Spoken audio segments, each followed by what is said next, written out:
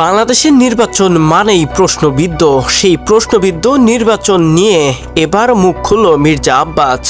উপজেলা নির্বাচনে দলীয় প্রতীক না দেয়া আর একটা ফাঁদ বলে মন্তব্য করেছে মির্জা আব্বাস।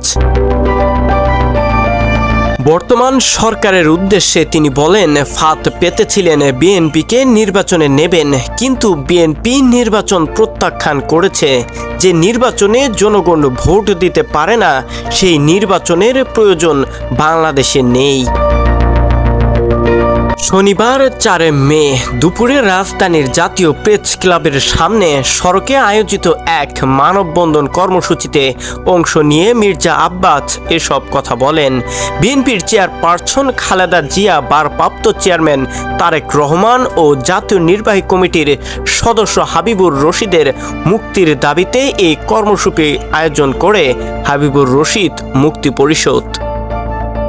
ক্ষমতাসীন দল আওয়ামী লীগের উদ্দেশ্যে মির্জা আব্বাস বলেন, একনায়কতন্ত্র কায়েম করতে পারেন, রাজতন্ত্র ঘোষণা দিতে পারেন, কিন্তু নির্বাচনের কথা আপনাদের মুখে মানায় না। 7 জানুয়ারি কি লোকজন ভোট দিতে গিয়েছিল? এবারও উপজেলা নির্বাচনে যাবে না, এমন মন্তব্য করে আওয়ামী লীগের সকল সদস্যর প্রতি এমন মন্তব্য করে মির্জা আব্বাস।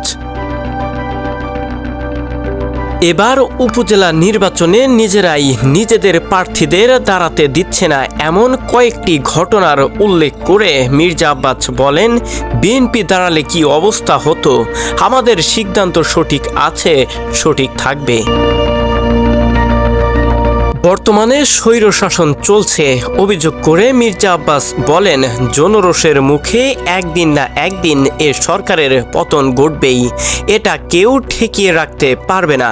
গ্রেপ্তার করে বিশ্ব কোনো আন্দোলন থামাতে গেছে বলে জানা নেই। বিএনপির এ জ্যেষ্ঠ নেতা আরও বলেন, আমরা আন্দোলন করছি, আন্দোলন হবে, মুক্তি হবে দেশ, এবং আমি দেখতে পারবো কিনা জানি না, কিন্তু কেউ না কেউ এ আন্দোলনের দ্বার প্রান্তে গিয়ে এই স্বৈরশাসনের পতন ঘটাবে, এমনই মন্তব্য করেন মির্জা আব্বাস।